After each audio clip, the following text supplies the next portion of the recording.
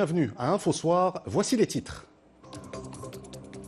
Chute de neige et baisse des températures, la vague de froid se poursuit dans plusieurs régions.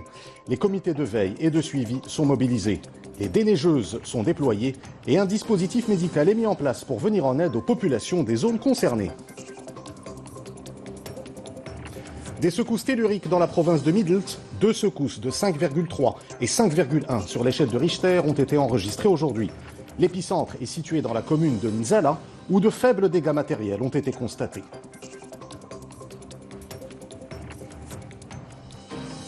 Le concours national Innov Maroc célèbre la créativité et la recherche. Dans chaque région, les jeunes proposent des projets ayant un impact social. Pour l'étape d'Essaouira, près de 140 initiatives ont été présentées.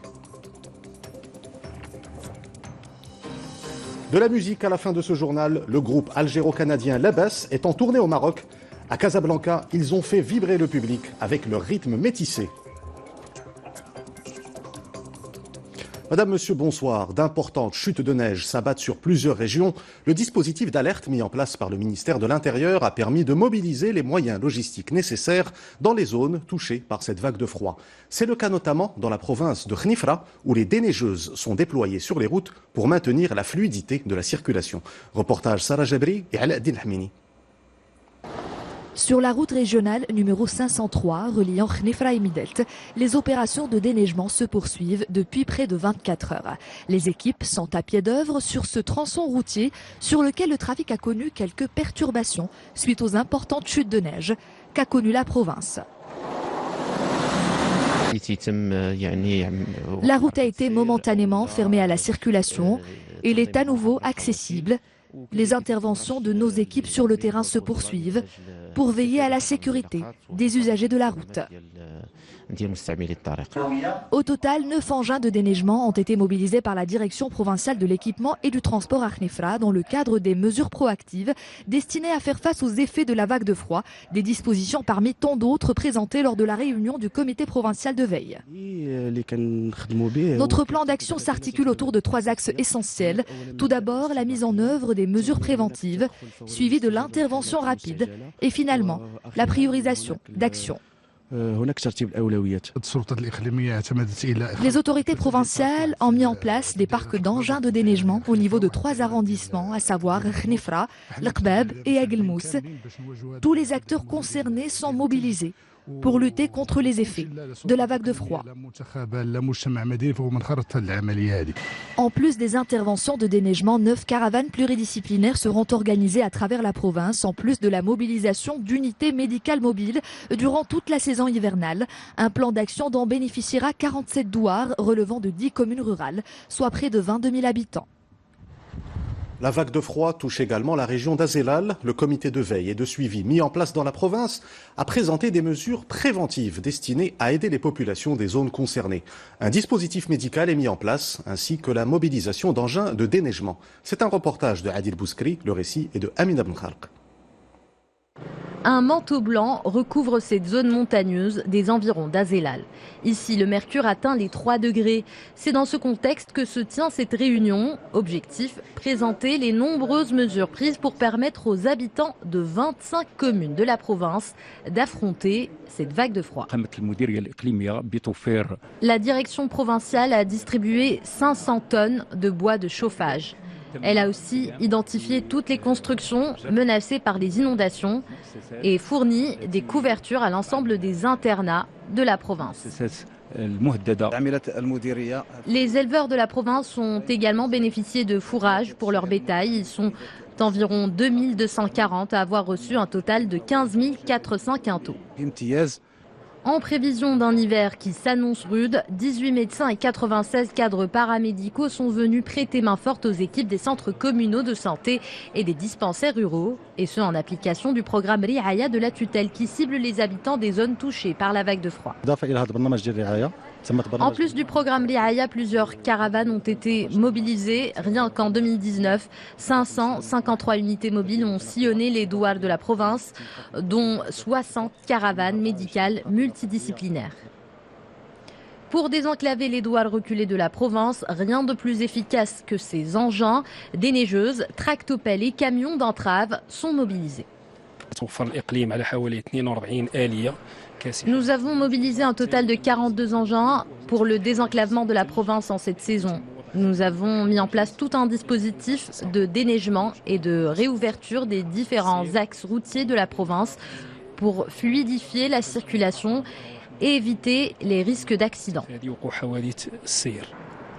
Rien n'est donc laissé au hasard dans les zones montagneuses qui se préparent à faire face à un hiver rigoureux. C'est le cas pour les 155 000 habitants des 400 douars concernés par ces mesures dans la province d'Azelal. La province de Midelt est également concernée par la vague de froid et cette région a été touchée aujourd'hui par des secousses telluriques. 2 secousses de 5,3 et 5,1 sur l'échelle de Richter ont été enregistrées. L'épicentre est situé dans la commune de Nzala où de faibles dégâts matériels ont été constatés. Reportage Abd Samad Taam, le récit est de Salim Abnabo. Le sol a tremblé une seconde fois pendant notre tournage. Il est 15h39. Les autorités étaient sur place cet après-midi pour évaluer les dégâts qu'a laissé la première secousse tellurique d'une magnitude de 5,1 sur l'échelle de Richter. Le mur de cette école a été fissuré et à quelques mètres au douar Nzela, une dizaine de plafonds déjà fragilisés se sont effondrés. Les forces auxiliaires alertent la population afin qu'elle s'éloigne des habitations.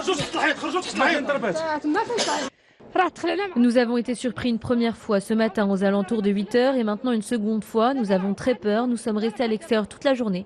Nous n'osons plus rentrer chez nous. C'est la seconde secousse d'une magnitude légèrement plus importante, 5,3 sur l'échelle de Richter, qui a fragilisé en grande partie les habitations et l'école du quartier. Aucun dégât majeur n'a été recensé, à part sur une maison qui a été fissurée et 2 salles de classe. Une commission mixte est chargée de faire le suivi.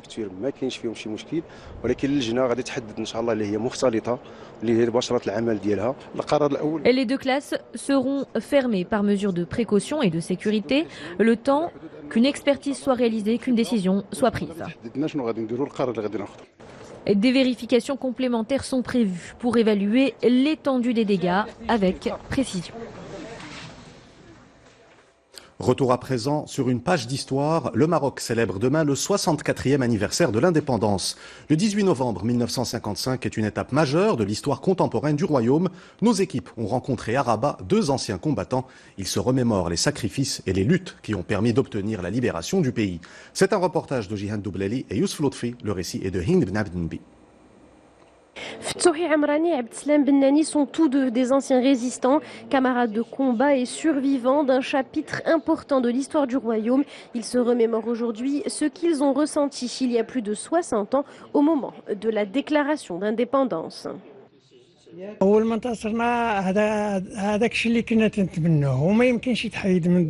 C'était un moment que nous attendions et que nous ne pourrons jamais oublier. Tout ce qui a été réalisé par les résistants, par l'armée de libération et par le mouvement national a fini par aboutir. Et ça reste une joie continue. Nous avons beaucoup souffert lors de la résistance, nous avons été torturés dans les commissariats. Aujourd'hui, nous nous remémorons les martyrs de la lutte pour l'indépendance. Et lorsqu'a été annoncé le retour d'exil de feu Sa Majesté Mohamed V, le peuple était en joie. Aujourd'hui, Ftouhi Amrani est le patriarche d'une large famille, plusieurs générations qui se réunissent pour célébrer l'héritage d'un père qui s'est battu pour que ses enfants grandissent dans un Maroc libre et indépendant. Je suis très fière de mon père et des sacrifices qu'il a consentis pour la stabilité de notre pays. Notre père nous raconte l'indépendance du Maroc comme si elle datait d'hier et c'est toujours une joie pour nous de l'écouter. Demain, le Maroc fête le 64e anniversaire de l'indépendance. Au-delà de l'événement historique, c'est la vie, le combat et le patriotisme de ceux qui ont lutté pour le royaume qui sont également célébrés. En ne subsiste la mémoire vivante de cette page cruciale de l'histoire contemporaine marocaine. Nous ouvrons la page internationale de cette édition en Algérie. La campagne électorale pour la présidentielle a débuté ce matin. Le scrutin est prévu le 12 décembre prochain. 5 candidats sont en lice, dont 2 anciens premiers ministres. Mais le mouvement de contestation, qui se poursuit depuis plusieurs mois, continue de rejeter la tenue de cette élection. Hind Ben Abdenbi. Sur fond de contestation populaire maintenue, la campagne électorale présidentielle a débuté aujourd'hui en Algérie, 7 mois après la démission de Abdelaziz Bouteflika. Un scrutin dont le déroulement et l'issue restent incertains en raison de son rejet par le mouvement de protestation. Et pour cause, les 5 candidats en lice ont tous soutenu ou participé aux 2 décennies de présidence Bouteflika. Parmi eux, les ex-premiers ministres Ali Benflis et Abdelmajid Tebboune, des septuagénaires qui font figure de favoris. À leur côté, Azdine Mehoubi qui a tenu une conférence de presse aujourd'hui à Alger, ainsi que Abdelaziz Belaïd et Abdelkader Bengrina. En ce premier jour, aucun candidat n'a organisé de meeting à Alger où le refus du scrutin est clamé chaque semaine.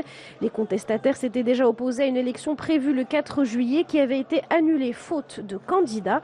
De son côté, le général Ahmed Gaïd Salah, homme fort du pays depuis la démission de Abdelaziz Bouteflika, et le haut commandement militaire refusent tout autre scénario de sortie de crise qu'une élection présidentielle et rejette la mise en place d'institutions de transition comme réclamé par les manifestants. La campagne qui prend fin le 8 décembre à minuit, 3 jours avant le scrutin, s'annonce donc très difficile. Une attaque meurtrière en République démocratique du Congo. 14 civils ont été tués par des miliciens dans l'est du pays. Il s'agirait de représailles à une offensive de l'armée congolaise contre des rebelles ougandais dans le Nord Kivu. Cette région minière connaît des affrontements entre les militaires congolais et des groupes armés venus de pays voisins. En Iran, 2 personnes ont été tuées lors de manifestations, des rassemblements organisés dans la capitale Téhéran et dans plusieurs villes du pays. Près de 40 personnes ont également été arrêtées. Les manifestants dénoncent la hausse du prix de l'essence décidée par le gouvernement, une hausse de 50%. Retour au Maroc avec une compétition qui célèbre la créativité et la recherche. Innov Maroc est un concours national et dans chaque région, les jeunes proposent des projets ayant un impact social. L'étape d'Essaouira a vu la présentation de près de 140 initiatives. 10 ont été retenues pour la finale. Ces projets visent à améliorer les conditions de travail des agriculteurs ou à lancer des activités génératrices de revenus. Reportage Youn Sabah, le récit est de Oussama Al-Bkali. Il est temps pour ces 3 jeunes porteurs de projets de peaufiner les derniers détails de leur présentation. Objectif, ils devront convaincre un jury de leur idée qui consiste à recycler les eaux domestiques usées. Ils font partie des 10 équipes finalistes invitées à présenter leurs projets devant le jury d'Innov Maroc. Des idées innovantes portées par la jeunesse de la cité des Alizés qui souhaite répondre aux nouveaux défis sociaux. Mon projet consiste en l'élevage et la valorisation de produits à base d'escargots. C'était une petite idée au départ, mais quand on l'a prise au sérieux, nous nous sommes rendus compte du potentiel inouï. Il y a une très forte demande et une faible offre, beaucoup d'emplois à créer et peu de fonds nécessaires. Mon projet concerne la valorisation du fruit du caroubier. J'espère que d'autres jeunes réfléchiront à des idées innovantes pour participer à l'économie et au développement du pays. L'étape Essaouira d'Innov Maroc, lancée en octobre dernier, a débuté par une caravane de sensibilisation à l'entrepreneuriat social avant de recevoir un intérêt immédiat de la part d'une jeunesse créative et désireuse de développer sa région. Sur les 138 projets qui ont été déposés, 10 ont été sélectionnés pour bénéficier de conseils, formations et accompagnement de la part d'un jury d'experts marocains. Les 5 vainqueurs seront accompagnés durant 2 ans pour qu'ils puissent développer leurs idées et les réaliser sur le terrain. Ces jeunes représentent parfaitement la nouvelle vision de l'initiative nationale de développement humain qui, dans sa 3e étape, se consacre à un programme d'intégration de la jeunesse dans le tissu économique. Parmi les 5 projets vainqueurs de cette édition, un projet de maroquinerie de luxe à base de peau de poisson, un autre concernant la production et la valorisation de produits à base d'escargots ou encore un appareil de collecte de figues de Barbarie qui élimine les épines au moment de la collecte. Essaouira et le Maroc peuvent être fiers de cette jeunesse inspirante. Des projets innovants voient aussi le jour à Dakhla, cette fois-ci grâce à l'aquaculture. Cette activité de production d'espèces marines est un vivier de création d'emplois dans cette région qui représente 60% de la production aquacole nationale. Et au cours des 5 prochaines années, plus de 200 projets de production d'algues et de coquillages verront le jour à Dakhla. Reportage Zakaria Abdelmjid et Nizar Bouhout, le récit est de Nzamachi. Cette ferme aquacole est spécialisée dans l'élevage de palourdes. Le projet a vu le jour il y a environ 5 ans pour une enveloppe budgétaire de 215 millions de dirhams. La baie de Dakhla dispose d'un potentiel aquacole très important et ces projets respectueux de l'environnement sont aussi de nature à augmenter la résilience et à atténuer les changements climatiques. C'est un projet qui a démarré en 2014, qui représente un investissement de 115 millions de dirhams et qui, à terme, va produire en 2022 600 tonnes de palourdes européennes à l'exportation. À La Sarga, située à l'extrémité de la péninsule de Dakhla, un autre projet aquacole a vu le jour, spécialisé dans les algues marines. Il s'étend sur une superficie de 110 hectares pour une production annuelle de 20 000 tonnes. Cette société a pour objectif de faire de la culture des algues marines de type gracilaire sur une concession, sur une ferme aquacole qui va faire 110 hectares. Donc c'est un projet qui va nécessiter une enveloppe à peu près de 25 millions de dirhams étalée sur 5 ans. Depuis l'année 2015, l'aquaculture régionale a connu un saut qualitatif et quantitatif. Ce sont 214 projets qui ont été retenus pour Dakhla Wad Dahab, s'étalant sur une superficie de 2300 hectares pour un coût global d'environ 800 millions de dirhams. Ils créeront à terme 2500 postes d'emploi dans les 4 prochaines années. Le monde célèbre aujourd'hui la journée des prématurés. Selon l'Organisation mondiale de la santé, 15 millions de bébés naissent prématurément chaque année. Une condition qui nécessite une prise en charge médicale urgente et appropriée pour préserver la santé du nouveau-né. Au Maroc, dans la province de Rachidia, l'hôpital régional accueille notamment les femmes du monde rural. Elles viennent de zones où les centres de santé ne disposent pas des équipements nécessaires à un suivi adéquat des cas de prématurité. C'est un reportage d'Abd Samad Ta'am. Le récit est de Salima Ben Abou. Pour eux, la vie débute par de longues semaines d'hôpital entourées de machines indispensables à leur survie. Ce bébé grand prématuré, autrement dit né à moins de 6 mois de grossesse, pèse à peine 900 grammes.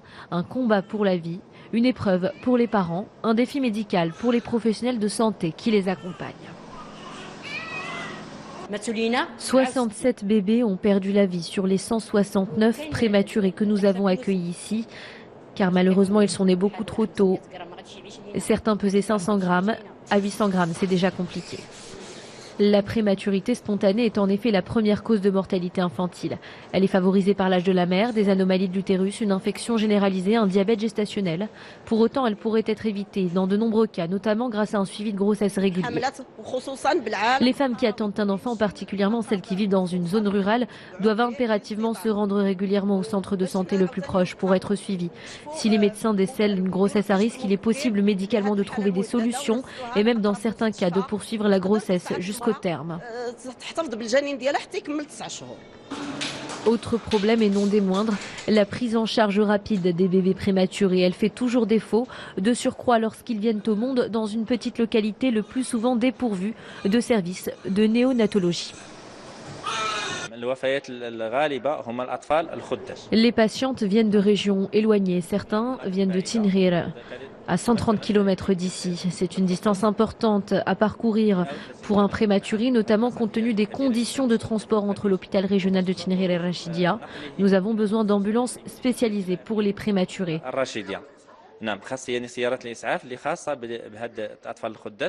L'estimation, sans beaucoup de précision, du nombre de prématurés chaque année serait d'environ 40 000. 10% sont des grands prématurés. Tout autre chose à présent avec l'inventivité des créateurs de mode à Marrakech. Avec leurs collections atypiques aux influences diverses, ils attirent les passionnés de mode venus du monde entier. Grâce à l'aide d'artisans locaux, ils utilisent des matières nobles pour créer des vêtements, sacs et accessoires au style unique. C'est un reportage de Isa Sharqi et Mohamed Chahima. Accessoires et articles aux touches spéciales, matières nobles et modèles aux inspirations diverses. Grâce à ses créateurs, Marrakech n'a décidément rien à envier en matière de mode aux capitales européennes. À chaque saison, une nouvelle collection est proposée par ces enseignes à la signature particulière et aux influences d'ici et d'ailleurs. Pour cet automne-hiver, eh bien voilà, beaucoup de volants, des robes longues comme d'habitude parce que j'adore les robes, j'ai besoin de robes. Donc petite robe très 60s à porter avec des bottes, robe longue bien avant la mode du bohème. On a toujours travaillé ce style-là et chacune en fait vraiment ce qu'elle veut. C'est à mélanger les tissus, mélanger le cuir. Et c'est ce que j'aime. C'est ce que j'aime et c'est ce que je fais. C'est-à-dire que ce ne sont pas des modèles marocains, ce ne sont pas des modèles français ou italiens, quoi que ce soit. Je mélange tout ça. Les cuirs, mais j'achète tout à Marrakech. Qu'on opte pour une longue robe brodée ou une tenue plus moderne avec bijoux et accessoires assortis, l'objectif est toujours le même, se démarquer des autres et se sentir unique.